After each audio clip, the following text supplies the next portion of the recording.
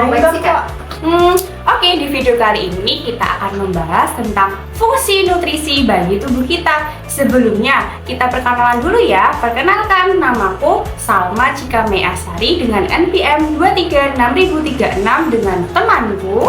Aku Diana Albertina Adare, NPM 236037. Aku Novista Rakartini Mahardika, NPM 236038. Kami dari Fakultas Teknologi dan Industri Pangan, Universitas Slamet Riyadi, Surakarta. Selamat menonton teman-teman. Oke, sebelum kita lebih lanjut untuk mengetahui fungsi nutrisi bagi tubuh kita harus mengetahui dulu apa yang dimaksud dengan nutrisi. Jadi, nutrisi adalah zat yang dibutuhkan oleh tubuh untuk mendukung pertumbuhan, perkembangan, dan fungsi fisiologis.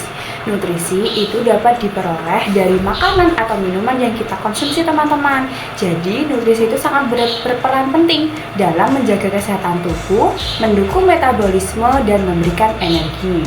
Di dalam nutrisi itu dibagi menjadi dua, yaitu ada makronutrien dan mikronutrien. Untuk segmen kali ini kita akan membahas tentang makronutrien. Jadi makronutrien itu merupakan zat gizi yang diperlukan untuk tubuh dalam jumlah yang banyak. Nah, makronutrien itu ada apa aja sih? Itu ada 3 teman-teman. Ada karbohidrat, ada protein, dan ada lemak. Yang pertama yaitu ada karbohidrat. Sumber makanan yang mengandung karbohidrat itu ada nasi, umbi-umbian, dan gandum.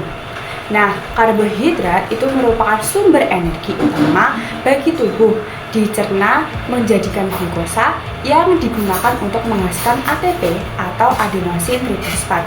Tidak hanya itu saja, karbohidrat itu merupakan sumber bahan bakar utama bagi tubuh yang terdiri dari molekul gula sederhana dan kompleks sehingga akan menghasilkan 4 kalori per gram, dan glukosa adalah sumber energi bagi otak dan akan tersimpan dalam bentuk glikogen di hati dan di otot, mengatur metabolisme protein.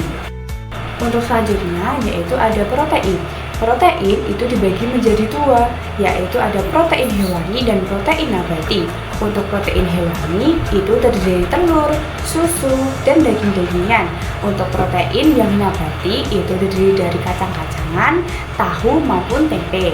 Nah, protein adalah material pembangun tubuh yang terdiri dari 20 asam amino berbeda. 9 diantaranya esensial dari makanan. Protein itu memiliki peran dalam tubuh ya teman-teman, yaitu untuk apa? Untuk pembentukan otot, untuk memproduksi enzim dan hormon, untuk sistem kekebalan tubuh, dan sebagai transport nutrisi dalam darah. Nah, yang terakhir yaitu ada lemak teman-teman. Lemak itu bukan hanya sebagai cadangan energi saja, tapi juga memiliki fungsi yang diantara lain yaitu untuk melindungi organ vital, membantu penyerapan vitamin A, D, E, dan K, menyediakan asam lemak esensial, dan berperan dalam produksi hormon. Nah, ketiga makronutrien tersebut yaitu ada karbohidrat, protein, dan lemak itu akan bekerja dalam keseimbangan yang dinamis seperti sistem bejana berhubungan. Kekurangan satu akan mempengaruhi yang lain, jadi harus dikonsumsi secara seimbang. Kita akan membahas mengenai mikronutrien. Apa sih mikronutrien itu dan kenapa sih penting bagi tubuh kita? Mikronutrien adalah zat gizi yang dibutuhkan dalam tubuh dalam jumlah yang sangat kecil dan biasanya dalam satuan miligram atau mikrogram per hari. Dan secara umum mikronutrien ini sangat penting bagi tubuh kita loh, karena berperan dalam perkembangan tubuh, sistem kekebalan tubuh, fungsi otak, produksi energi, dan juga proses metabolisme lainnya. Juga mikronutrien terdapat 2 kelompok utama yaitu vitamin dan juga mineral. Dan biar kalian lebih memahami apa sih vitamin dan juga mineral, kita akan bahas satu persatu. Yang pertama kita mulai dari vitamin. Vitamin sendiri terdiri dari 2 jenis, yaitu vitamin larut lemak dan juga vitamin larut air. Vitamin larut lemak itu terdiri dari vitamin A, D, E, dan juga K. Dan biasanya vitamin ini disimpan dalam jaringan lemak sehingga membutuhkan lemak untuk penyerapannya. Vitamin ini berperan dalam penglihatan, pembentukan atau kesehatan tulang, antioksidan, dan juga pembekuan darah. Lalu selanjutnya itu ada vitamin larut air. yang terdiri dari vitamin B kompleks dan juga vitamin C. Vitamin inilah yang harus kita konsumsi setiap hari karena vitamin B berperan dalam metabolisme energi, fungsi syaraf, dan juga pembentukan sel darah. Sedangkan vitamin C berperan sebagai pembentukan kolagen, antioksidan, dan meningkatkan penyerapan zat besi. Membahas vitamin, kita akan membahas mengenai mineral. Mineral sendiri terdiri dari mineral makro dan juga mineral mikro. Mineral makro itu seperti kalsium, magnesium, kalium, dan lain sebagainya.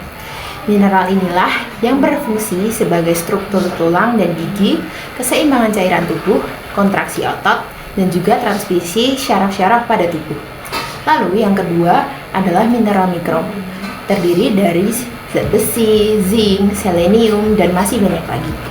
Dan mineral inilah yang berperan sebagai pembentukan sel darah merah, sistem kekebalan tubuh, dan juga perlindungan antioksidan. Pada segmen kali ini, kita akan membahas tentang keseimbangan gizi. Sebelumnya, kalian ada yang tahu nggak keseimbangan gizi itu apa sih? Nah, keseimbangan gizi merupakan susunan pangan sehari-hari yang sesuai dengan jenis dan jumlah yang cukup untuk kebutuhan tubuh kita. Tips praktis cara makan yang baik itu bisa dengan makanan pelangi. Makanan pelangi di sini artinya makanan dengan berbagai macam jenis. Kedua, utamakan makanan utuh. Kemudian, mengurangi makanan olahan. Lalu, makan teratur dengan porsi makan yang cukup. Segmen terakhir dari materi kali ini yaitu ketidakseimbangan konsumsi nutrisi. Yang akan kita bahas itu ada 2 poin. Ya, yang pertama, kekurangan nutrisi. Yang kedua, kelebihan nutrisi. Pertama, jika kita mengkonsumsi nutrisi secara kurang atau bisa disebut defisiensi nutrisi, itu ada apa aja sih dampaknya? Yang pertama, penurunan fungsi kognitif. Kedua, gangguan pertumbuhan. Ketiga, penurunan imunitas, anemia, osteoporosis, dan ada banyak lagi.